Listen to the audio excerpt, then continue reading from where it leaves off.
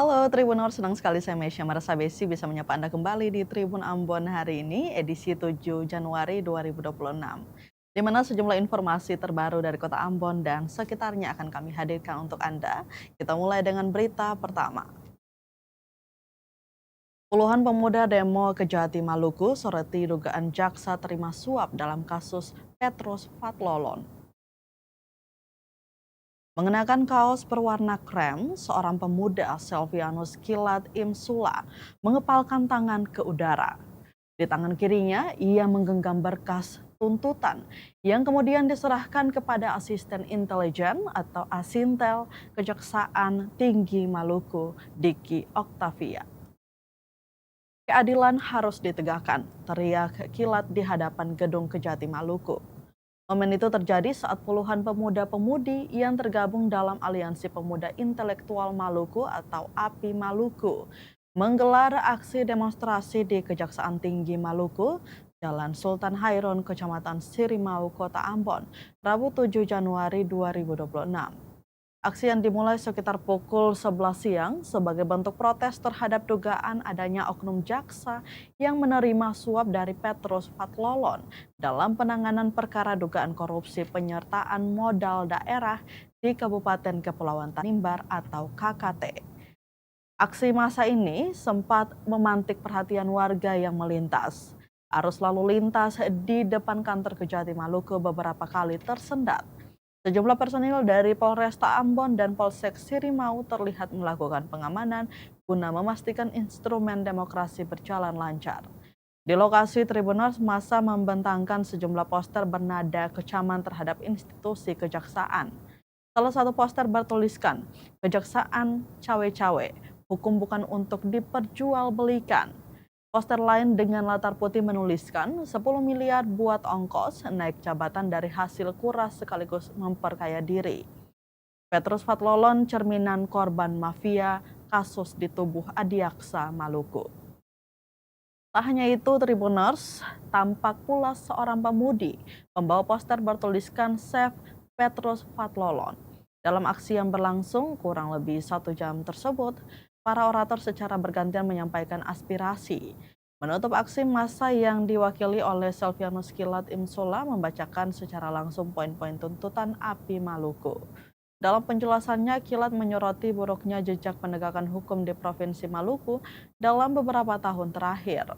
Menurutnya, proses pengungkapan berbagai dugaan kasus korupsi yang melibatkan pejabat dan masyarakat justru menimbulkan kontroversi serta kecurigaan publik. Ia merasa, maksud kami, ia secara khusus menyoroti penanganan perkara oleh Kejaksaan Negeri Kabupaten Kepulauan Tanimbar yang dinilai syarat muatan politis dan terkesan tebang pilih. Ia menjelaskan penyertaan modal daerah ke BUMD PT Tanimbar Energi bukanlah hal baru. Penyertaan tersebut telah dilakukan sejak tahun 2015, 2016, dan 2017. Bahkan tanpa adanya peraturan daerah atau perda sebagai payung hukum. Parahnya Tribuners, meski terdapat temuan Badan Pemeriksaan Keuangan atau BPK, kasus tersebut tidak pernah ditindaklanjuti secara hukum. Kilat juga menyinggung penyertaan modal sebesar 400 juta rupiah pada tahun 2023 pasca kepemimpinan karateker Bupati KKT yang menurutnya juga tidak disentuh proses penyidikan. Sebaliknya, Tribuners pada masa pemerintahan Petrus Fatlolon, penyertaan modal daerah justru diproses hukum meskipun telah memiliki perda sebagai dasar hukum. Petrus Fatlolon sendiri ditetapkan sebagai tersangka pada Juni 2024. Aliansi Pemuda Intelektual Maluku juga menyebut kasus ini telah berkembang menjadi isu nasional sejak Desember 2025. Terutama setelah Joyce Penturi, istri Petrus Fatlolon, mengungkap dugaan kriminalisasi dalam rapat dengar pendapat umum atau RDPU bersama Komisi 3 DPR RI dan Jamwas Kejaksaan RI. Dalam forum tersebut, Joyce Penturi membeberkan dugaan pelanggaran kode etik oleh sejumlah oknum jaksa Kejari Tanimbar. Di antaranya Dadi Wahyudi, Muji Murtopo, Riki Santoso, dan Bambang Irawan. Dugaan tersebut mencakup pertemuan terbatas di hotel hingga penggeledahan tanpa surat perintah yang disebut didukung bukti elektronik berupa rekaman. Dalam tuntutannya, masa mendesak Kejaksaan Agung RI, Kejati Maluku, Jamwas, dan Komisi Kejaksaan RI untuk turun langsung melakukan investigasi, membuka hasil pemeriksaan secara transparan. Selain itu, Tribuners mereka meminta Kepala Kejari KKT dicopot, mengganti komposisi jaksa penuntut umum dalam kasus Petrus Patlolon, serta menindaklanjuti rekomendasi Komisi 3 DPR RI. Menerima 4 lembar berkas tuntutan tersebut, Asintel Kejati Maluku Diki Oktavia menyatakan bahwa persoalan tersebut telah ditindaklanjuti oleh Kejaksaan Agung RI. Ia menegaskan seluruh tuntutan massa akan disampaikan pada pimpinan. Sementara itu, penanganan perkara Petrus Patlolon disebutnya masih berjalan dalam proses persidangan dan dapat dipantau bersama. Itu saja. Mungkin saya memberikan kepada Adinda Lipo untuk menyampaikan sepatah kata. Terima kasih. Menjaga ritme pergerakan karena mengingat masih ada. Maka kami akan melakukan aksi selanjutnya dengan berlipat ganda masa penuntut keadilan atas tindakan tidak terpuji yang dilakukan oleh pihak kejaksaan. Terima kasih. Ada tanggapan Pak?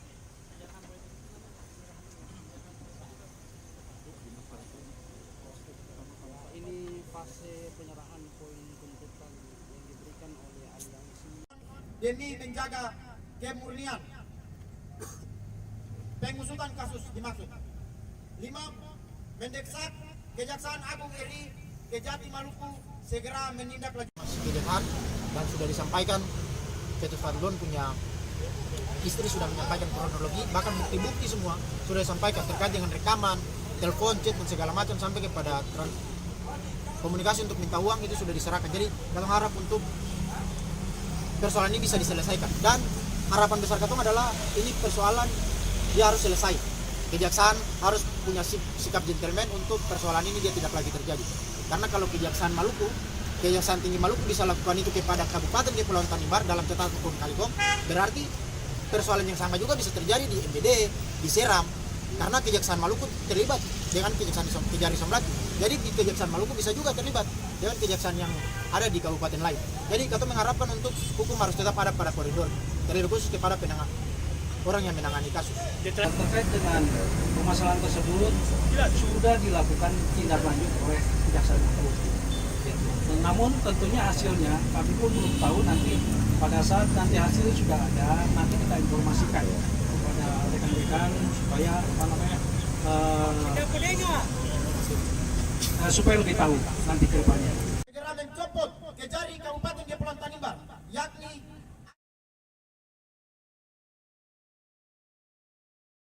Kita beralih ke berita selanjutnya. Tribuners, kuasa hukum Murti bantah klaim Hatule Sila. Tanah sudah sah milik PT Mardika, bukan lagi hak terlapor.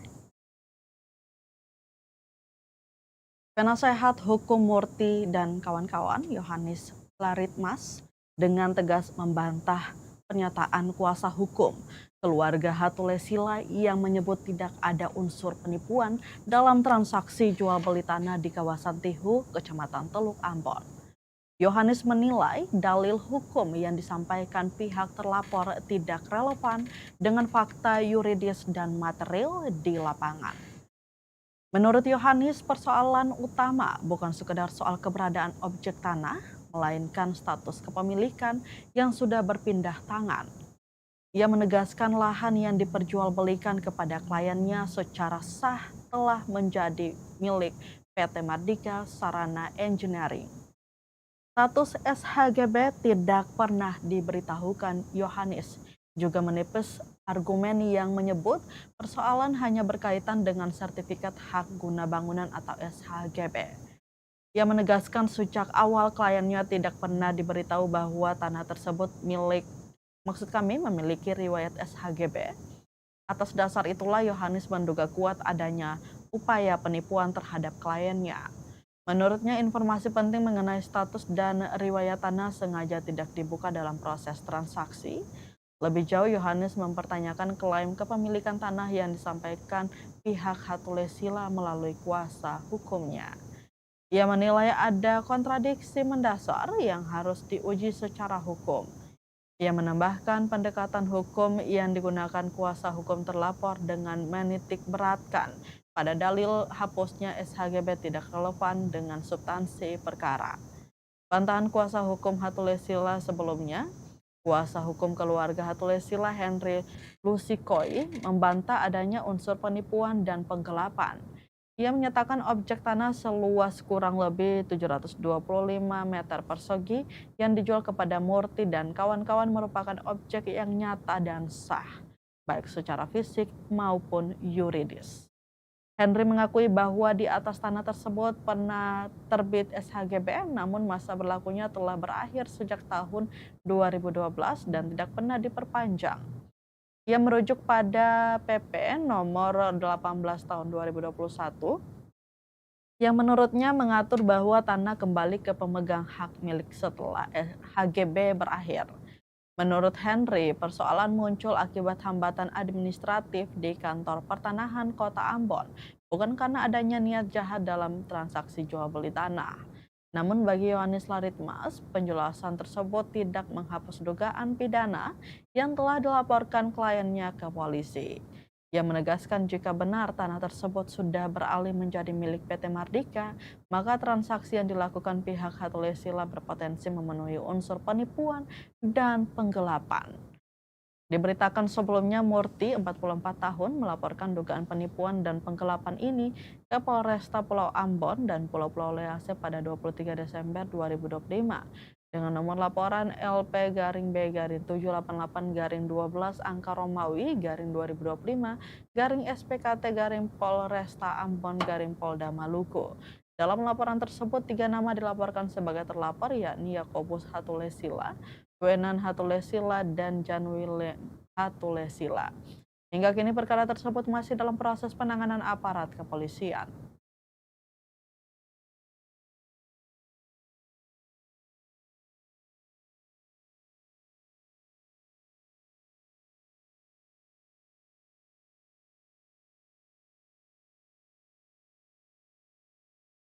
Tribuners, dosen Unpati Jan Hatulesila dipolisikan. Dugaan penipuan jual beli tanah 767 juta. Dunia akademik di Maluku tercoreng oleh mencuatnya dugaan kasus penipuan dan penggelapan jual beli tanah yang menyeret nama Janwilem Hatulesila. Jan diketahui merupakan seorang doktor yang aktif mengajar sebagai dosen Fakultas Pertanian Universitas Patimura atau Unpati Ambon. Janwilem Hatulesila resmi dilaporkan ke Polresta Pulau Ambon dan Pulau-Pulau Lease bersama 2 terlapor lainnya atas dugaan tindak pidana penipuan dan atau penggelapan sebagaimana diatur dalam pasal 378 KUHP dan atau pasal 372 KUHP. Laporan tersebut tercatat dengan nomor LP-B-788-12 angka Romawi _2025-SPKT-Polresta Ambon Polda Maluku tertanggal 23 Desember 2025. Kasus ini dinilai memprihatinkan karena terlapor merupakan figur akademisi yang seharusnya menjadi teladan tidak hanya di lingkungan kampus tetapi juga di tengah masyarakat. Penasihat hukum korban Yohanes Laritmas menegaskan bahwa Janwilem Hatulesila memiliki peran sentral dalam dugaan penipuan dan penggelapan tersebut. Bahkan, Jan disebut aktif mendorong kliennya agar segera melunasi pembayaran tanah. Selain Jan, Wenan Hatulesila turut dilaporkan karena namanya tercantum dalam sertifikat yang diperlihatkan kepada klien korban saat transaksi. Sementara itu, Yakobus Hatulesila disebut Yohanes sebagai pihak yang menentukan harga jual tanah untuk para kliennya. Diberitakan sebelumnya dugaan kasus penipuan dan penggelapan dalam transaksi jual beli tanah oleh keluarga Hatulesila terus bergulir. 3 warga Ambon mengaku menjadi korban setelah membeli sebidang tanah yang dijanjikan terima bersih lengkap dengan sertifikat. Namun belakangan terungkap bahwa lahan tersebut masih berada dalam penguasaan pihak perusahaan. Yohanes Laritmas menjelaskan, perkara ini bermula pada November 2023. ketika Yakobus Hatulesila dan Jan Willem Hatulesila menawarkan sebidang tanah kepada 3 kliennya. Kesepakatan pun berlanjut hingga tahap pelunasan. Namun setelah seluruh uang pembelian dibayarkan, sertifikat yang dijanjikan tak kunjung diterima. Karena tidak ada kejelasan, ketiga klien korban mendatangi kantor pertanahan Kota Ambon. Dari sana terungkap fakta mengejutkan. Lahan yang dibeli masih berstatus sertifikat hak guna bangunan atau SHGB dan berada dalam penguasaan PT Mardika Sarana Engineering. Pihak BPN Kota Ambon sempat menawarkan 2 solusi kepada keluarga Hatulesila, yakni meminta surat pernyataan pelepasan penguasaan dari PT Mardika Sarana Engineering atau menempuh gugatan perdata ke Pengadilan Negeri Ambon. Dalam proses mediasi di kantor pertanahan, korban juga memperoleh fakta bahwa pihak Hatulesila diduga telah mengetahui sejak awal bahwa lahan tersebut masih berada dalam penguasaan PT Mardika Sarana Engineering. Upaya persuasif sempat dilakukan para korban dengan mendatangi keluarga Hatulesila, namun yang diterima hanya janji tanpa realisasi. Situasi kian memanas ketika pada 12 September 2024, PT Mardika Sarana Engineering memasang papan larangan membangun di atas lahan tersebut. Pihak Hatulesila sempat berjanji akan mengembalikan uang pembelian, namun hingga tenggat waktu berlalu, janji itu tidak ditepati. Merasa dirugikan, kuasa hukum korban melayangkan 3 kali surat somasi. Karena tidak ada itikat baik, perkara berlanjut ke mediasi di Polresta Ambon pada 1 Agustus 2025. Dalam mediasi tersebut, Yakobus Hatulesila dan Jan Willem Hatulesila menandatangani surat pernyataan kesanggupan mengembalikan uang senilai 767 juta lebih dengan tenggat waktu paling lambat 10 Desember 2025. Namun hingga batas waktu berakhir, uang tersebut tak kunjung dikembalikan. Menanggapi laporan tersebut, kuasa hukum keluarga Hatulesila Henry Lucy Koi membantah adanya unsur penipuan dan penggelapan. Ia menegaskan objek tanah seluas kurang lebih 725 meter persegi yang dijual kepada Murti dan kawan-kawan merupakan objek yang nyata dan sah. Henry mengakui bahwa di atas tanah tersebut pernah terbit SHGB, namun masa berlakunya telah berakhir sejak 2012 dan tidak pernah diperpanjang. Ia merujuk PP nomor 18 tahun 2021 yang menurutnya mengatur bahwa tanah kembali ke pemegang hak milik setelah HGB berakhir. Menurut Henry, persoalan muncul akibat hambatan administratif di kantor pertanahan Kota Ambon, bukan karena adanya niat jahat dalam transaksi jual beli. Proses hukum berjalan hingga kini, kasus dugaan penipuan dan penggelapan jual beli tanah yang menyeret nama Jan Willem Hatulesila masih dalam penanganan pihak kepolisian. Kuasa hukum korban berharap proses hukum berjalan objektif, transparan, dan sekaligus menjadi peringatan bagi masyarakat agar lebih berhati-hati dalam transaksi jual beli tanah, meski melibatkan figur publik atau akademisi.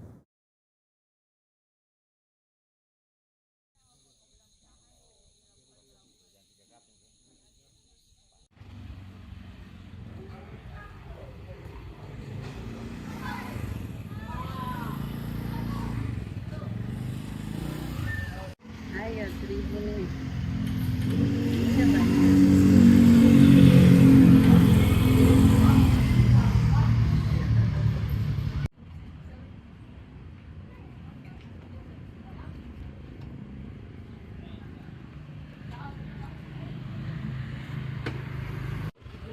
Sini, kamu kemana? Jangan.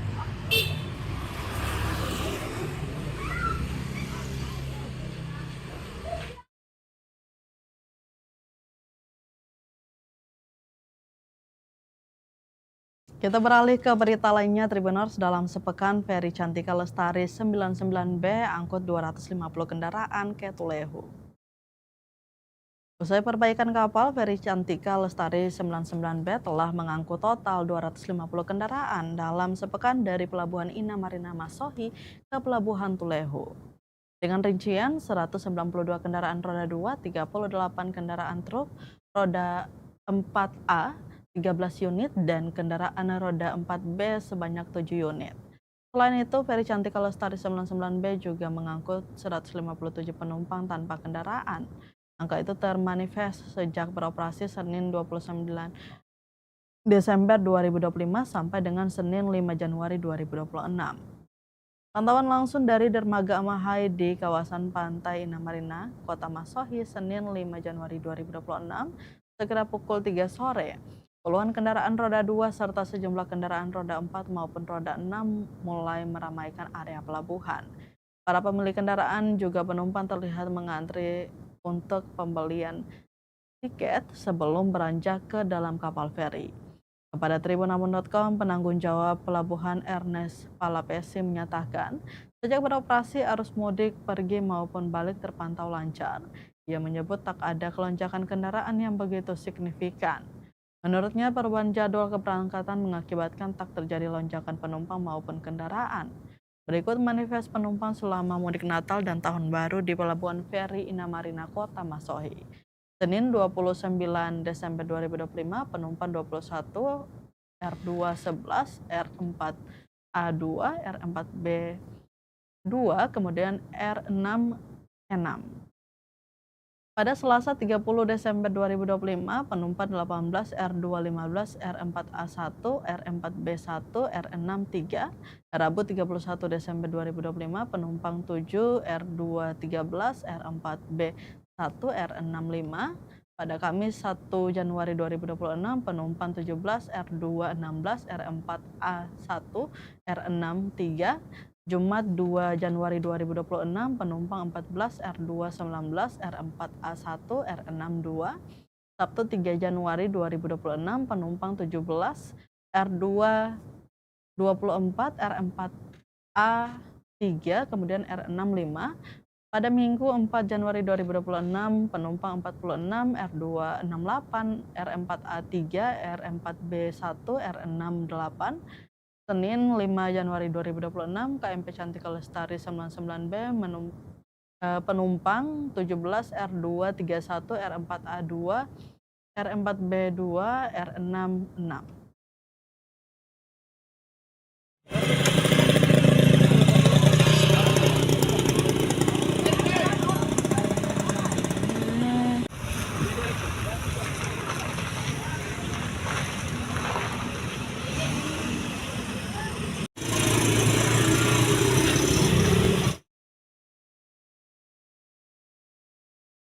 Dari Maluku Tengah kita ke Kota Namlea, Tribuners, warga pasang sasi di Gunung Botak, dukung program tambang namun bersyarat.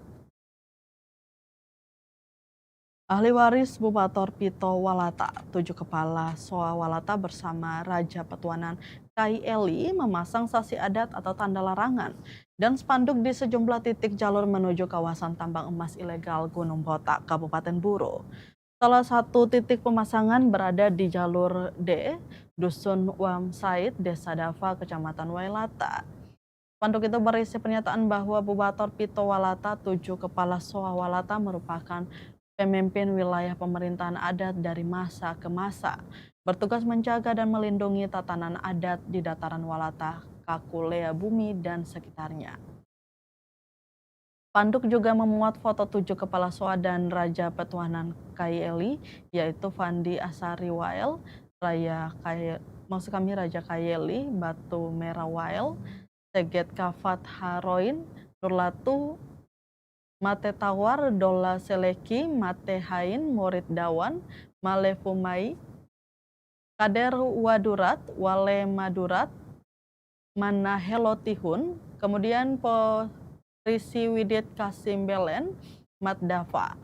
Pemasangan sasi dikawal sejumlah aparat kepolisian, salah satu perwakilan ahli waris Kader Wadurat. Selaku Wale Wadurat menjelaskan bahwa hingga saat ini pemerintahan adat Bupator Pito Walata, 7 kepala Soa tidak pernah dilibatkan dalam pembahasan terkait pengelolaan tambang emas Gunung Botak. Ia menegaskan pemasangan sasi adat tersebut merupakan sikap resmi pemerintahan adat. Meski demikian, pihaknya menyatakan tetap mendukung program pemerintah daerah.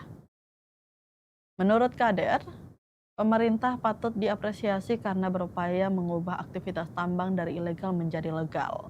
Namun ia menekankan adanya syarat yang harus dipenuhi. Sementara itu, Batu Merah Wael selaku Seget Kafat H menjelaskan bahwa wilayah adat yang dijaga terdapat Imah Ketel atau wilayah adat, yaitu Ketel Waililan, ketel osulat lahine, ketel hau lahin, ketel alor pisang, dan ketel kepala bina.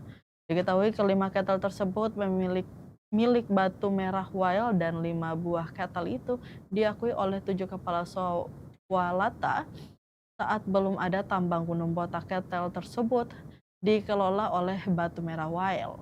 Hingga berita ini diturunkan, belum ada keterangan resmi dari pemerintah daerah terkait sikap mereka atas pemasangan sasi adat dan tuntutan pemerintahan adat Bupator Pitowalata, 7 kepala soa dan Raja Petuanan KILI tersebut.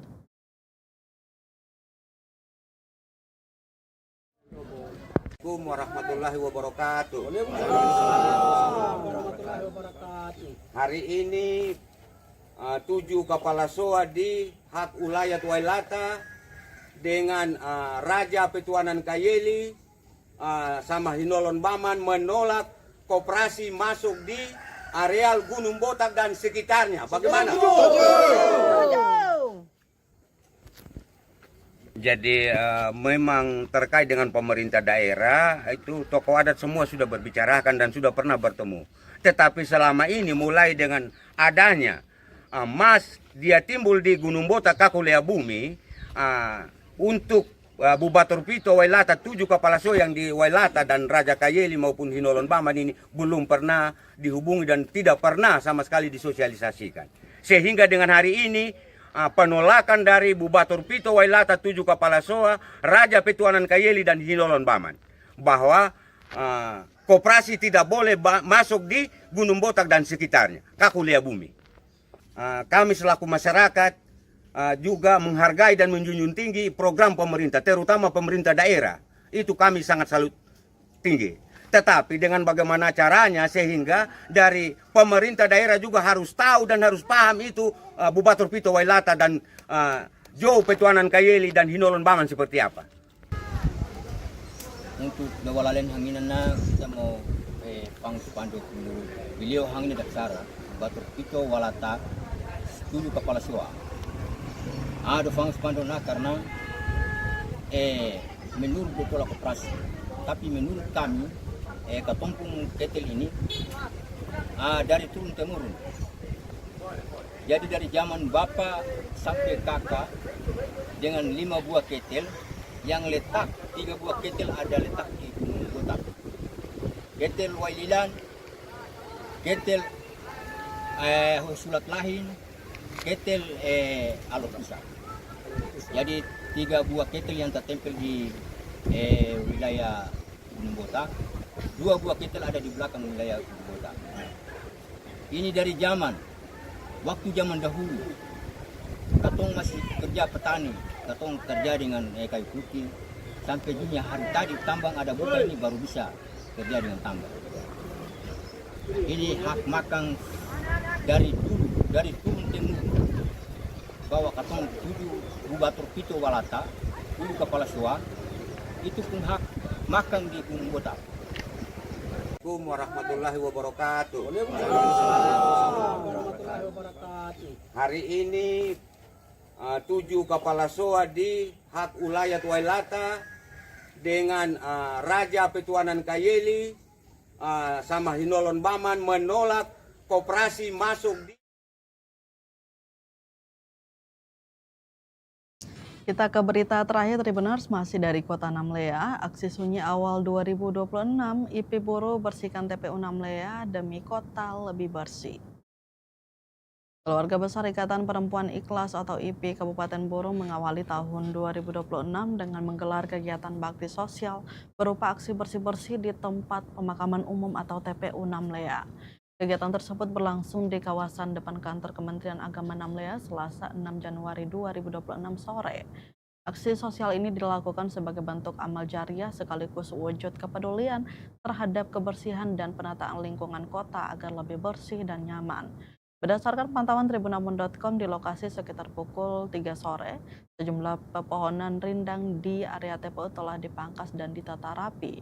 Rumput-rumput liar juga dicabut dan dibersihkan sehingga kawasan pemakaman terlihat lebih terbuka dan mudah dijangkau dibandingkan sebelumnya. Ketua Ikatan Perempuan Ikhlas Kabupaten Buruh Irawati mengatakan, Kegiatan tersebut murni dilakukan sebagai bentuk ibadah dan kepedulian sosial. Ia menjelaskan pembersihan TPU telah berlangsung selama 4 hari dan akan terus dilanjutkan hingga kondisi area benar-benar bersih. Dalam pelaksanaannya, IP melibatkan tenaga lelaki untuk pekerjaan berat, sementara para perempuan bertugas menyiapkan kebutuhan logistik bagi para pekerja. Kedepan Irawati mengungkapkan rencana lanjutan berupa pemasangan lampu penerangan jalan, pengecatan tembok pagar, serta penempatan petugas makam guna menjaga kebersihan dan kerapian area TPU secara berkelanjutan. Sebagai informasi, Tribuners Ikatan Perempuan Ikhlas IP merupakan wadah ibu-ibu di Kota Namlea yang didirikan pada Juli 2025 dan memiliki program rumah UMKM di Kabupaten Boro.